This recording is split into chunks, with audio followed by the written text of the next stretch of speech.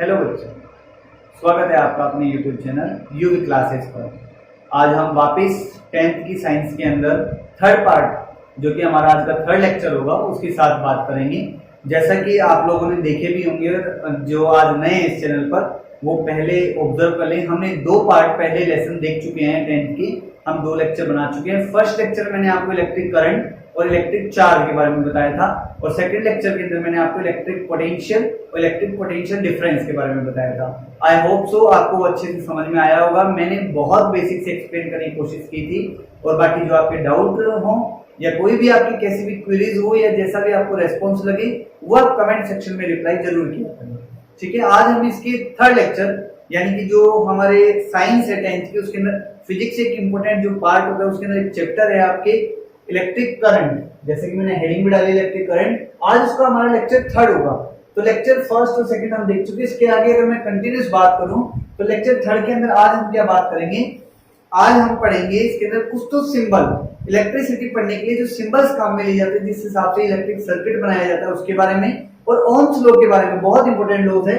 तो पहले मैं आपको सिंबल्स बता देता हूं। जैसे मान लो सिंबल्स क्या क्या होते हैं, कैसे सिंबल्स, जैसे देखो सेल को कैसे रिप्रेजेंट किया, रेजिस्टेंस को कैसे रिप्रेजेंट किया, और जो अननोन क्वांटिटी रही आपके लिए वो धीरे धीरे मैं बताता रहूंगा। जैसे मान लो सबसे पहले मैं बात करूं इलेक्ट्रिक सेल की, या इसको हम बैटरी भी कह सकते हैं। इसके लिए जनरली जो हम सिंबल लेते हैं वो लेते हैं प्लस और माइनस।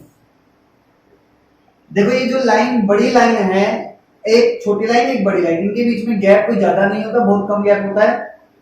बड़ी लाइन और छोटी लाइन को अगर पास पास लिख के ऐसे हम एरो लगाते हैं, बड़ी लाइन की तरफ से हम करंट निकलती हुई डायरेक्शन दिखाते हैं, तो ये इलेक्ट्रिक सेल या बैटरी का सिंबल होता है। ठीक है, दूसरा सिंबल देख लो की, प्लग की भी कह सकते हैं इसको। सेल या बैटरी या कुंजी, हिंदी वालों के लिए कुंजी भी कहते हैं इसे। कुंजी का सिंबल क्या होता है, ऐसा, या तो ऐसा, या आप इसको कुंजी का सिंबल ये बना सकते हैं, या कई जगह इसको ऐसे भी बनाया जाता है। ठीक है, जनरली के लिख दिया जाता है इनके आगे पीछे। इसके अंदर डॉट लग रहा है तो स्विच ऑन होगा, सॉरी, जैसे मान लो डॉट लग रहा है, लाइट जल रही है तो इसका मतलब ये ऑन है, अगर डॉट हटा दूंगा तो ऑफ होगा। ठीक है, ये की हो गया। मैं बात करूं रेजिस्टेंस। रेजिस्टेंस एक तरह से क्या होता है, ऑब्स्टेकल, जिसके बारे में हम आज बात करेंगे। आज तो खैर ज्यादा डिटेल से बात नहीं करेंगे, लेकिन जल्दी अगले या उससे नेक्स्ट लेक्चर में हम बात करेंगे। इसके लिए ऐसा सिंबल होता है। इसी के अंदर एक को चलो अलग से बताता हूं, वेरिंग रेजिस्टेंस।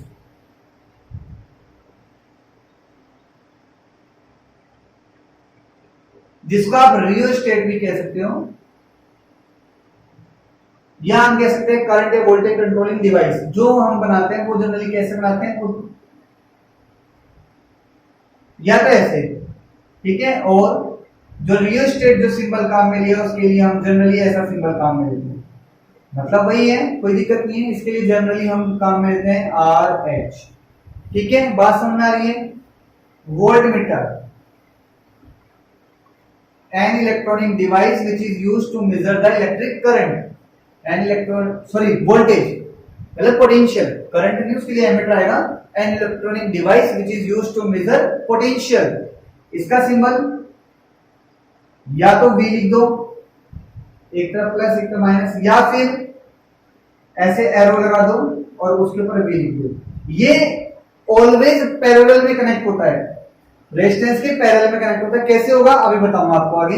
अगला देखो एमीटर।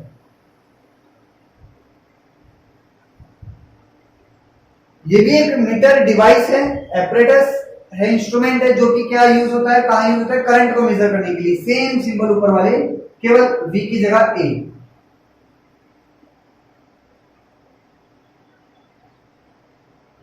ये आ रही बात समझ में, इस हिसाब से।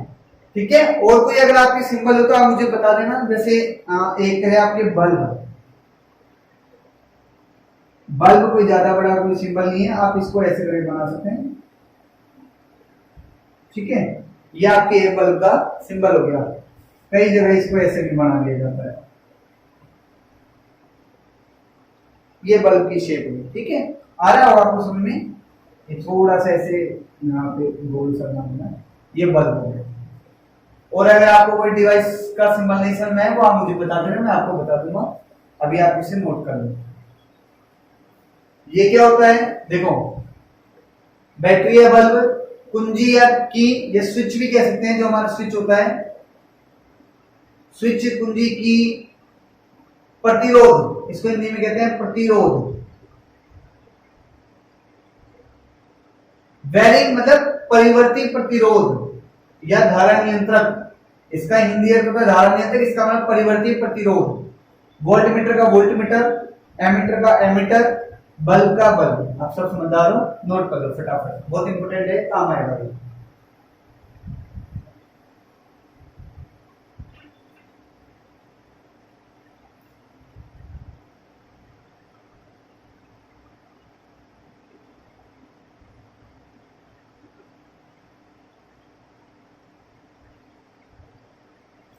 नोट कर लिया होगा आपने। अब देखो आगे, ये याद कर लेना अच्छे से, काम आते हैं आगे, सिंबल से ही चलेगा। जो न्यूमेरिकल वगैरह में इलेक्ट्रॉनिक सर्किट बनाए जाएंगे, बार बार लिखा नहीं जाता, उनके ऊपर सिंबल ही आर आर एच ऐसे सिंबल ही लिखे जाते हैं। अब मेरे पास एक बहुत इंपॉर्टेंट लॉज है, ओम्स लॉ।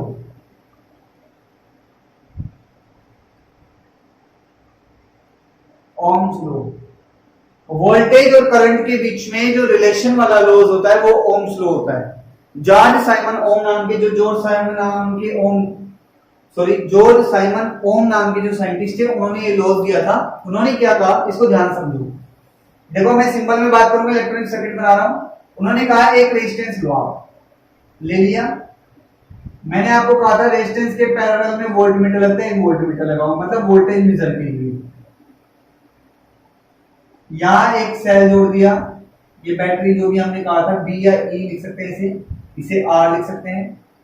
देखो चाहे तो एमीटर यहां जोड़ दो, ये लो यहां मत जोड़ो, आप इसको एमीटर को यहां जोड़ो, नेगेटिव साइड में भी जोड़ सकते हो, आपकी मर्जी है, लेकिन चलो यहां जोड़ दो आप इसको, ठीक है, इस हिसाब से जुड़ गया। अब आगे देखो, एक मिनट, इसको कैसे बनाओ, ये थोड़ा सर्किट ऐसे हो रहा है, इधर बनाओ।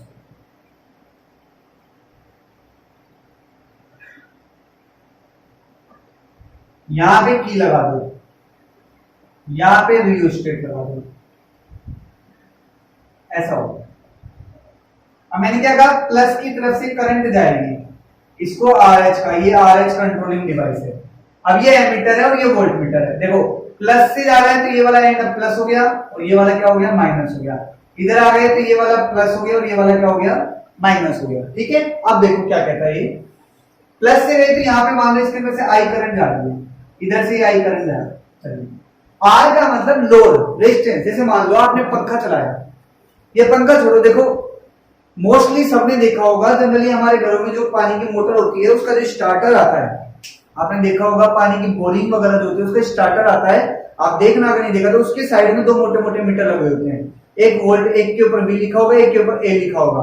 अब वो ए माइक्रो माइक्रो लिखा हो सकता है, बाकी बी और ए में मिलता है, छोटे स्टार्टर के लिए बता रहा हूं। बाकी वोल्ट मीटर और एमीटर दोनों लगे होते हैं। अब क्या होता है कि वोल्ट मीटर का मतलब, एक तरह से आपको कल क्या बताया था, सेल का पोटेंशियल मेजर करना, सेल के अंदर कितनी पावर दे सकता है वो, करंट पर कूलम चार्ज में कितना वर्धन कर सकता है, या मैं कहूंगी कितनी एनर्जी, कितनी पावर को, कितनी करंट को, इलेक्ट्रिक करंट को फ्लो कर सकता है, उसको हम पोटेंशियल कहते हैं।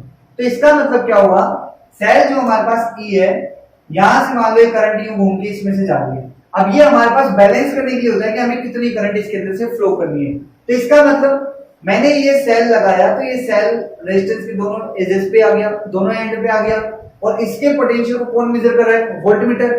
अब वोल्टमीटर जिसकी, इसके अंदर से जितनी करंट निकल गई, उसके अलावा हम क्या देखेंगे कि कितनी करंट निकली।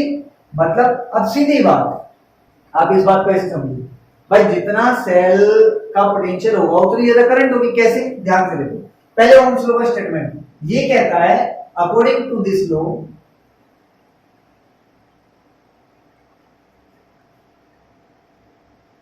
the amount of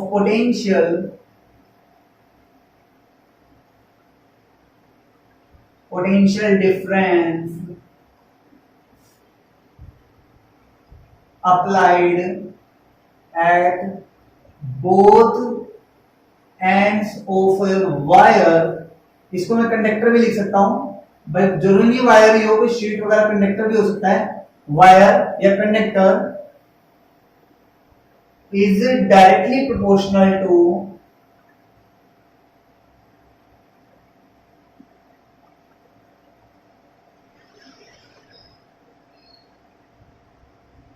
proportional to the flowing current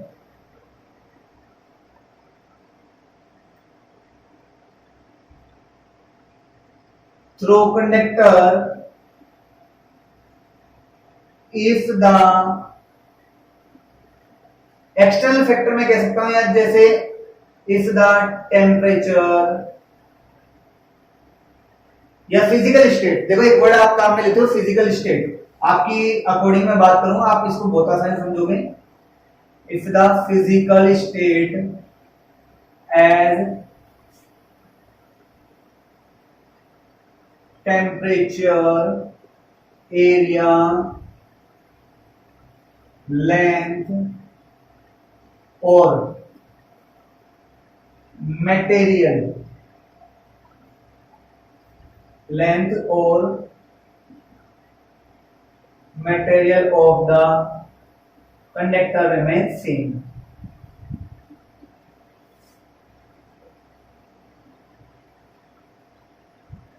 कहने का मतलब क्या होगा, अगर किसी चालक के तार के सिरों पर लगाया गया विभवांतर किस हिसाब से होगा कि वो डायरेक्टली प्रोपोर्शनल होगा, तो मैं कह सकता हूं कि किसी चालक या तार के सिरों पर लगाया गया विभवांतर उस चालक या तार में से प्रवाहित धारा के समानुपाती होगा यदि जहां क्या होगा, फिजिकल स्टेट में भौतिक अवस्थाएं जैसे उसका तापमान, उसके ऊपर एरिया, उसका लेंथ, उसका प्रेशर लिख सकते हो। मटेरियल नहीं समझो तो भाई अलग अलग मटेरियल के लिए अलग अलग होता है, लेकिन ऐसा नहीं होगा कि आप बहुत सारे मटेरियल मिक्सअप कर दोगे, मतलब अलॉय वगैरह बना दोगे, तो उसके लिए क्या हो सकता है, जैसे मान लो सेमीकंडक्टर है, एक मटेरियल होता है सेमीकंडक्टर, सिलिकॉन, जर्मेनियम वगैरह, ये स्पेशल टाइप के मटेरियल्स होते हैं, इनके लिए लॉज फॉलो नहीं होता ओम्स लॉ।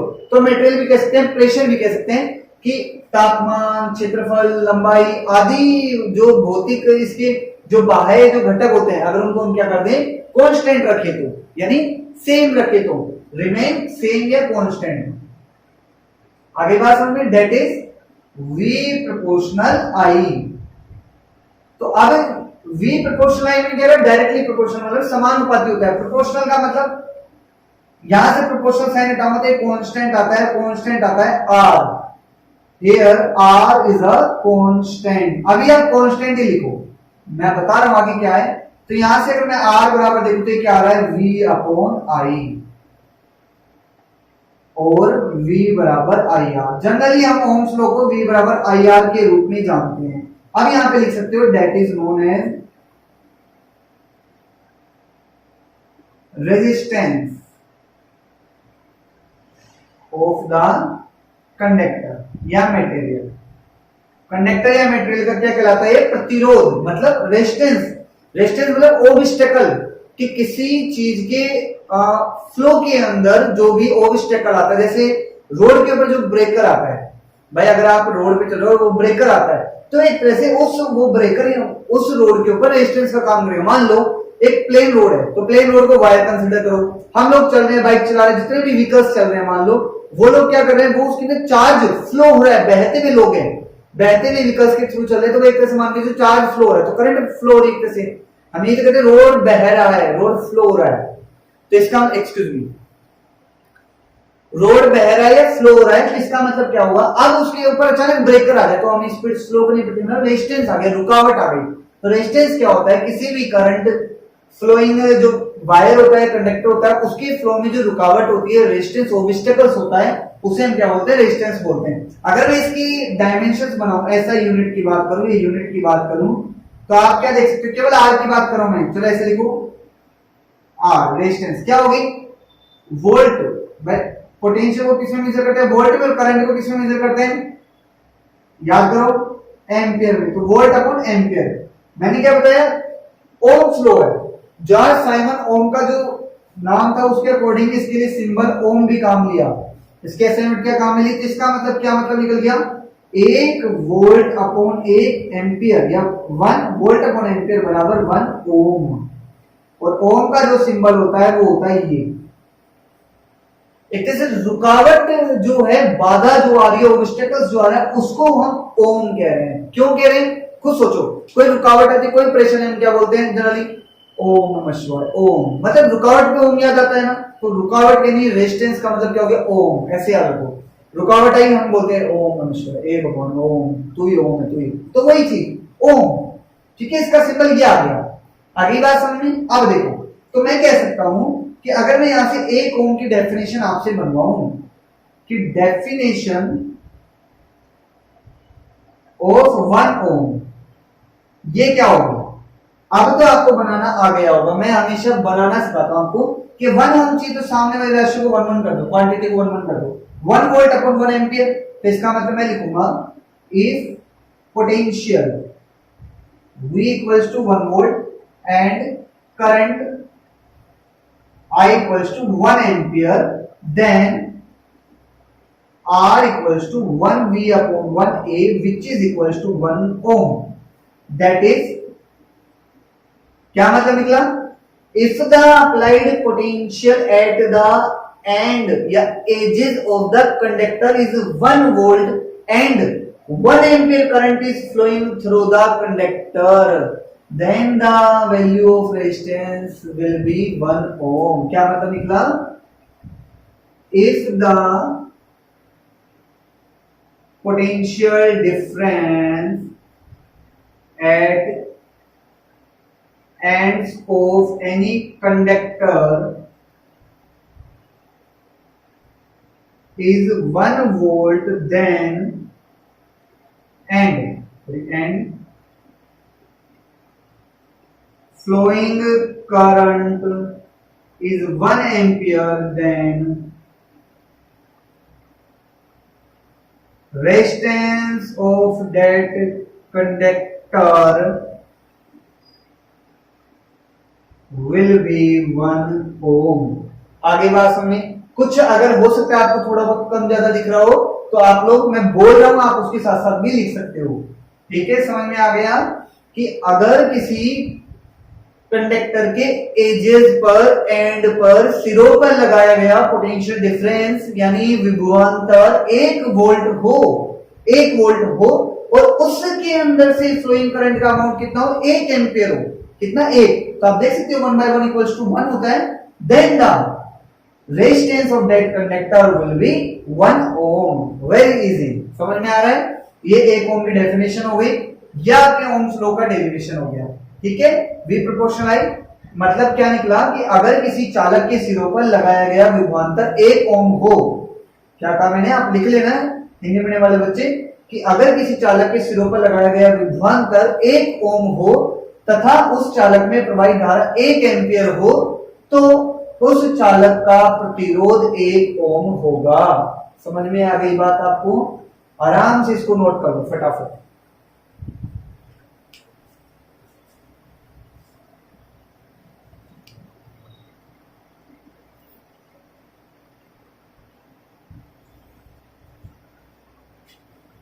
आराम से नोट कर लो, बाकी आपको दिख रहा होगा ये, थोड़ा बहुत देख लेना। ठीक है, नोट करो।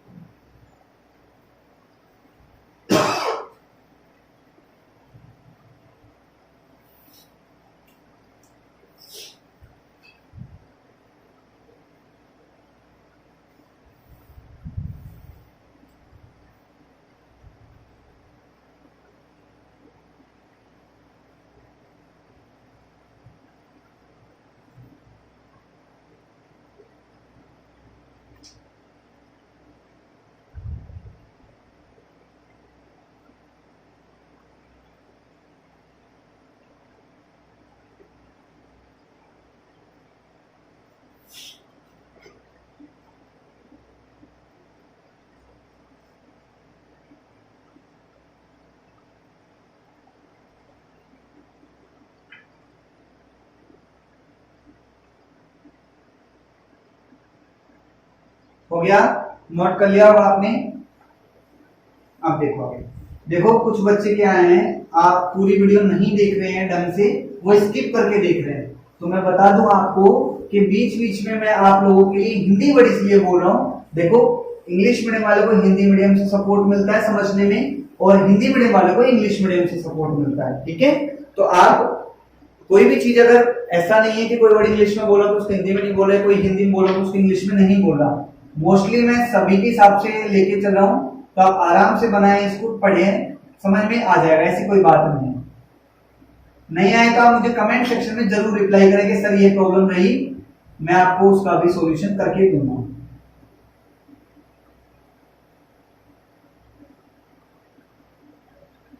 और देखो जिन बच्चों के भी एग्जाम नहीं हुए हैं, जैसे एग्जाम डेट आएगी तो अभी जिन बच्चों के एग्जाम नहीं हुए हैं, जो 10th में हाल फिलहाल है, जिन्होंने कुछ एग्जाम दे दिया, बच रहे हैं, कोई भी बच रहा है, तो वो बिल्कुल भी लूज नहीं डाले लॉकडाउन के अंदर, अपनी पढ़ाई प्रॉपर रखें, क्योंकि रिजल्ट आपका टाइम से निकालेगी गवर्नमेंट, पेपर भी कराएगी। ऐसा ना सोचें कि अब आपके एग्जाम नहीं होंगे, बराबर मेहनत करें। और उन बच्चों के लिए भी बराबर वैल्यूएबल, बराबर यूजफुल है ये चैप्टर्स।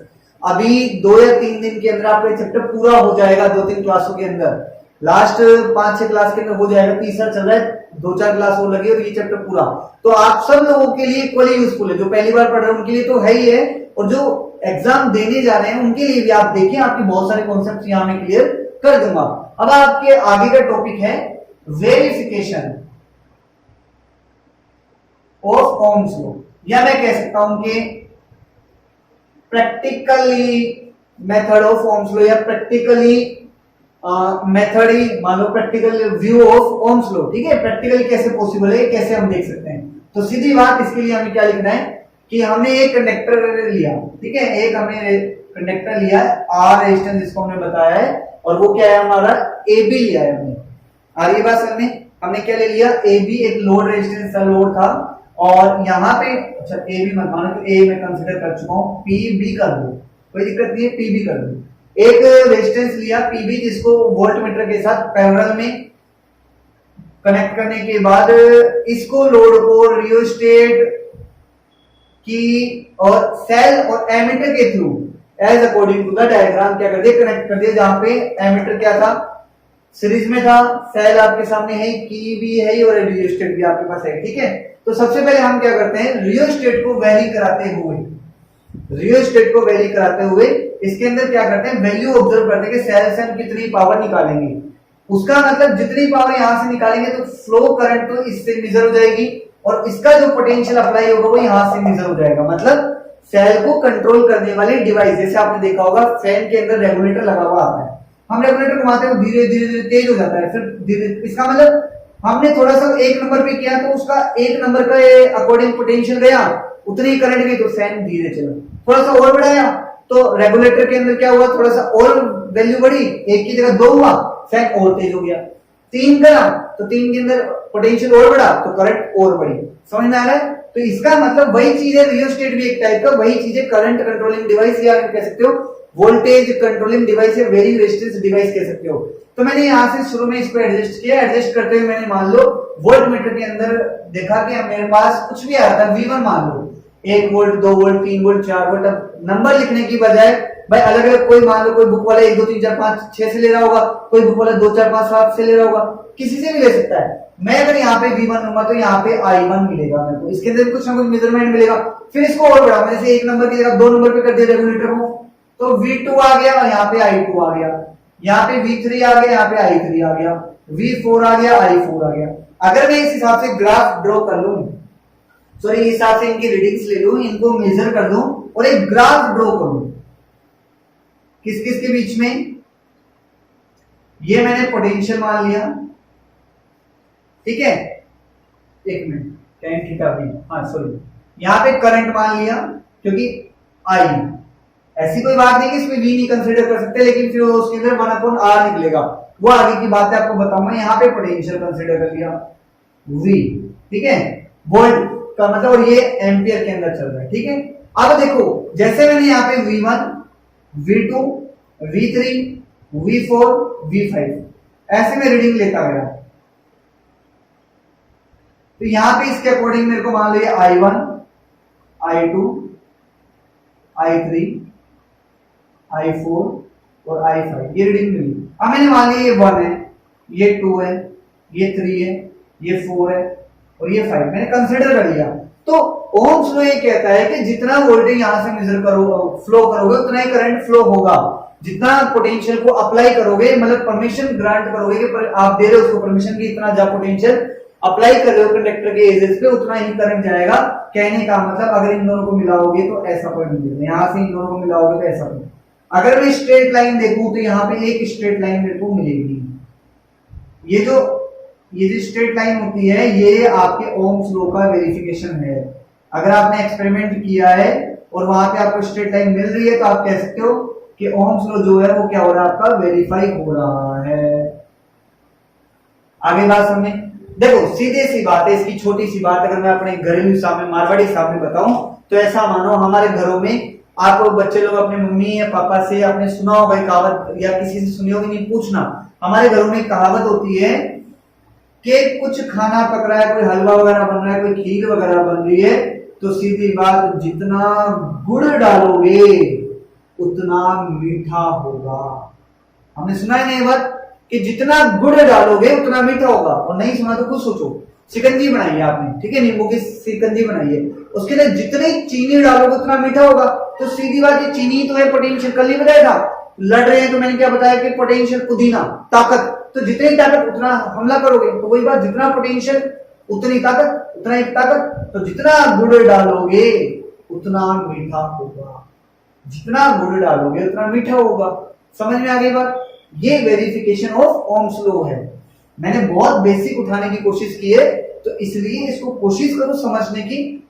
और ये कुछ आपको बनाना नहीं है, ये सिर्फ समझाने के लिए था, ये रीडिंग्स लिए। अब आप इसके बारे में लिख लेना 2-3 लाइन के, हाँ वोल्ट मीटर को रेजिस्टेंस से पैरेलल में कनेक्ट किया, मीटर को सीरीज में कनेक्ट किया, बैटरी सेल ये रेजिस्टेंस वगैरह कनेक्ट करते गए, और इस हिसाब से ये आपको समझ में आया नहीं आया, आई होप आपको आया होगा। यहाँ पे जो मेन क्वांटिटी वो याद रखना, आर की जो वैल्यू होती है ओम होता है, आई के लिए हम एम्पियर लेते हैं, वोल्टेज के लिए या पोटेंशियल के लिए हम वोल्ट लेते हैं, ठीक है। ये 3 मेन चीज है। V बराबर आई आर आपके ओम्स लॉ होता है मेन, जहां पे V प्रोपोर्शनल I को हम ये मानते हैं कि ये ओम्स लॉ है।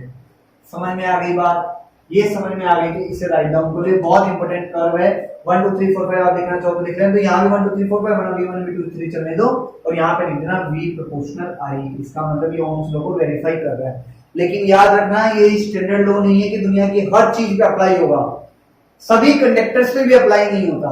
टेम्परेचर पे डिपेंडेंसी आती है, फिर सेमीकंडक्टर के लिए अलग है, उनके लिए अलग लो आता है, फिर आप इंसुलेटर के लिए अलग जाते हो, वो अलग लो होता है, ठीक है। इसकी भी कुछ कंडीशंस हैं, लेकिन आपके इतना नहीं है। आपको याद रखना कि आपके लिए बहुत बहुत इंपॉर्टेंट लॉज है। कोई भी बोर्ड हो, कोई भी सीबीएसई आरबीएसई, स्पेशली मैं आरबीएसई के लिए बताऊं तो बहुत इंपॉर्टेंट है, क्योंकि उनके पेपर अभी होने बाकी भी हैं, तो अच्छे से पढ़ के जाना, अच्छे से समझ के जाना, ठीक है।